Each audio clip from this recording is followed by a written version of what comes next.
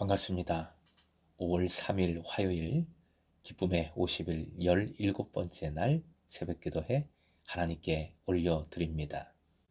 함께 완전하신 나의 주 찬양 부르십니다.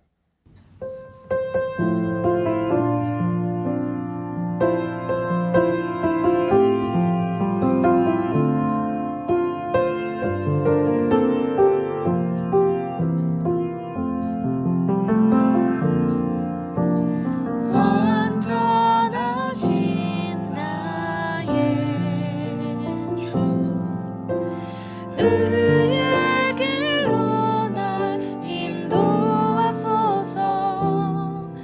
행하신 모든 일 주님의 영광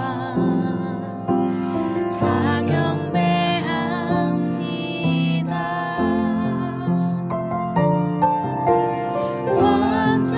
완전하신 나의 주 의의 길로 날 인도하소서.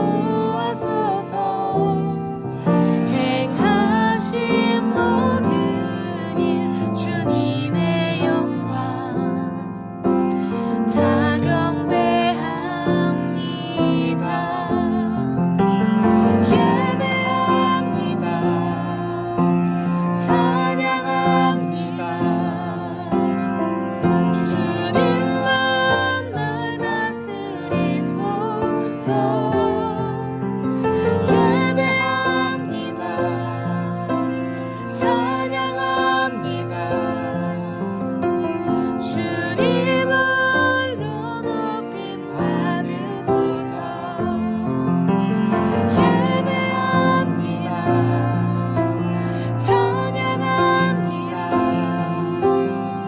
주님만 날 다스리소서. 예배합니다. 찬양합니다. 주님을로 높임 받으소서.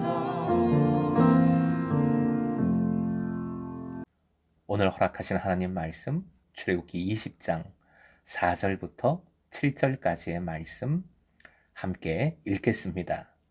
너를 위하여 새긴 우상을 만들지 말고 또 위로 하늘에 있는 것이나 아래로 땅에 있는 것이나 땅 아래 물속에 있는 것의 어떤 형상도 만들지 말며 그것들에게 절하지 말며 그것들을 섬기지 말라.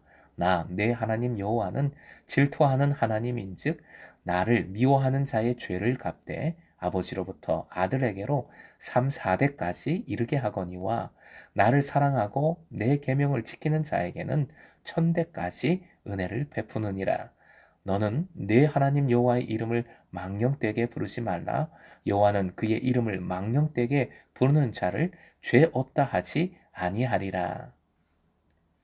오늘의 기도 제목, 하나님만 사랑하고 그 이름을 의지할 때 1000대까지 은혜를 베푸소서. 하나님만 사랑하고 그 이름을 의지할 때 1000대까지 은혜를 베푸소서. 십계명의 말씀이 이어집니다.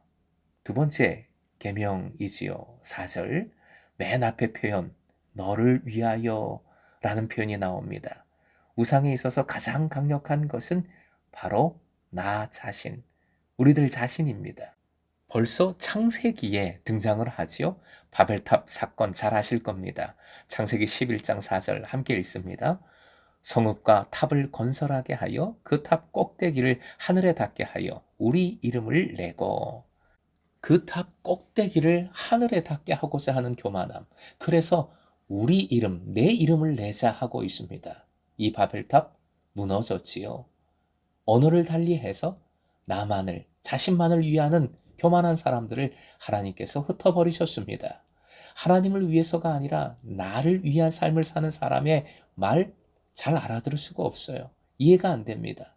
진짜 말이 안 통합니다. 새긴 우상, 부어 만든 우상보다는 주로 돌, 금, 나무 등에 새긴 우상이 당시에는 많았지요.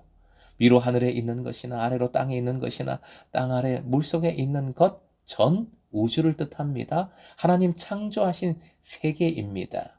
그 세계 속에 있는 어떤 형상도 만들지 말라는 것은 예술 활동에 대한 금지가 아니라 경배, 구복 등의 목적으로 사용되는 것을 금지하신 것입니다. 하나님의 피조물을 이용해 경배한다는 것, 우상을 숭배한다는 것 자체가 얼마나 우스운 일입니까? 5절, 그런 우상들에게 절하지 말라, 섬기지 말라, 한마디로 노예가 되지 말라, 행여 예배하지도 말고 그것에 얽매이지도 말라 라고 명하신 겁니다. 나 내 하나님 여호와는 질투하는 하나님. 성경에 종종 나오는 표현이지요. 이는 이런 뜻입니다. 화면 보시고 함께 읽겠습니다. 시작. 나는 너의 하나님이다. 그런데 나는 질투하는 하나님이다. 여기서 질투는 나쁜 의미가 아니라 믿는 자를 향한, 하나님 백성을 향한 열정, 사랑, 전에 관계에 대해서 상고했지요. 배타적인 관계, 절대적인 관계, 극도로 친밀한 관계를 의미하는 것입니다. 나를 미워하는 자, 바로 그 관계를 이루지 못하는 자, 우상 숭배하는 자입니다. 우상 숭배는 곧 하나님을 미워하는 것이 됩니다. 이런 죄는 아버지로부터 아들에게로 3, 4대까지 이르게 한다 하십니다. 연좌죄를 말하는 것이 아니라 죄가 미치는 심각한 영향력이 있음을 알려주신 겁니다. 6절 함께 화면 보시고 읽겠습니다. 나를 사랑하고 내 계명을 지키는 자. 먼저 사랑하고에서 원어를 보면 남녀 간의 사랑을 나타내는 아부라는 원어가 사용되었습니다. 왜 그럴까요? 역시 관계지요. 질투하시는 하나님과 연결되는 표현입니다. 사람의 사랑도 당연히 양자 간의 사랑이지요. 부부 간의 양자 간의 사랑. 누가 개입될 수 없습니다. 바로 그것이 강조된 것이지요. 내 계명을 지키는 자, 원어로는 샤마르라는 단어인데 울타리를 치다, 보존하다, 주의를 기울이다 라는 뜻을 갖습니다. 샤마르가 하나님의 계명을 어떻게 지켜야 하는지 계속해서 보존하고 주의를 기울여야 하는 것임을 잘 보여줍니다. 나를 사랑하고 그 다음에 내 계명을 지키는 자라는 표현이 연결되고 있어요. 나를 사랑하고 이 말이 먼저 온 곳에 주목해야 하겠습니다. 사랑하면 계명이 짐이 아니라 힘이 되고 행복이 된다는 것, 사랑하면 지키고 미워하면 거역하게 됩니다. 6절 하반절 천대까지 은혜를 베푸느니라 라는 말씀이 나옵니다. 여기서 은혜는 헤세드입니다. 유명한 단어이지요. 하나님의 사랑을, 자비를, 긍휼을 나타내는 단어입니다.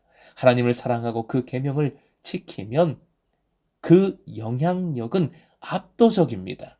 죄의 영향력은 하나님 사랑과 계명 지킴에서 오는 영향력에 완전히 압도당합니다. 비교도 안 됩니다. 이것이 믿음의 위력입니다. 하나님 섬김의 위력입니다. 죄는 3, 4대, 하나님 사랑과 순종은 1000대까지 은혜가 있는 겁니다. 이제 7절로 가보겠습니다. 세 번째 계명이지요. 이름. 유대인들에게 이름은 아주 중요한 의미가 있습니다. 이름에는 세 가지 의미가 있습니다. 이름 속에서 그 존재의 품성, 속성, 인격을 찾았습니다. 그리고 이름은 기억, 기념과 동일한 개념입니다. 이름을 안다는 것은 그 사람을, 그를 기억한다는 것이지요. 그리고 이름을 누가 지어 주었다고 한다면 지배관계, 소유관계가 형성되었음을 의미합니다. 하나님께서 창조주로서 아담을 통해서 피조된 세계에 이름을 주셨다는 것은 누가 주인이다?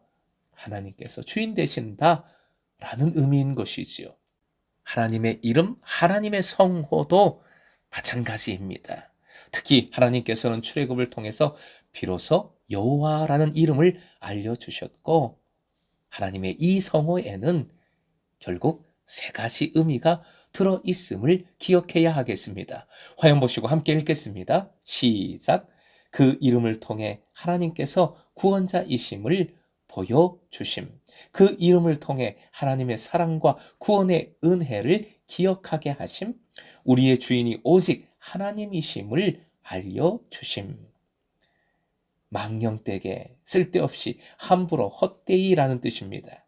하나님께서는 여러 이름을 통해 여러 자신의 성호를 통해 하나님의 품성과 속성을 계시해 주셨습니다.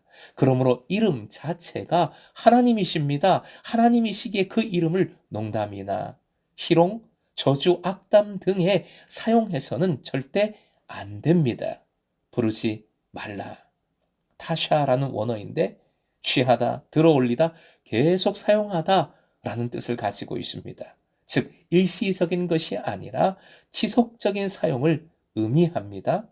죄 없다 하지 아니하리라 말씀하셨어요. 로 예나케. 문법적으로 강한 부정 플러스 강조 능동태형입니다. 아주 강한 어법이 사용된 것입니다.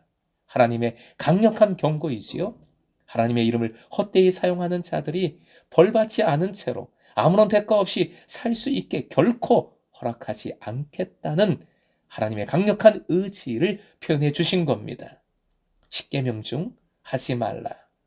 하지 말라가 사용된 금지 계명은 8가지 계명입니다. 그 중에서도 어겼을 경우 처벌 규정이 들어있는 계명은 본문의 2번째, 3번째 계명뿐입니다. 즉 우상 숭배 금지 그리고 성호 오용 금지 계명이 그만큼 뭐한 것이다? 중요한 것이다. 아주 중요한 말씀이다. 계명이다. 사랑하는 금성의 제자 여러분, 하나님을 사랑하십시오. 더욱 사랑하십시오. 그리고 거룩한 질투를 가지십시오. 누가 하나님과 깊은 관계를 이루고 있다면 질투하십시오. 그 믿음을 배우라는 말씀입니다. 본받으라는 말씀입니다. 무엇보다 하나님의 이름, 그 성호를 부르십시오. 그 성호를 부르며 기도하십시오. 간구하십시오. 아버지, 하나님 아버지, 하나님 여호와, 사랑의 하나님, 의지하십시오. 기도하십시오. 오직 주님만 사랑하고 그 이름을 의지함으로 천대까지 은혜를 누리는 금성의 제자들과 가정 되시길 주님의 이름으로 축원드립니다.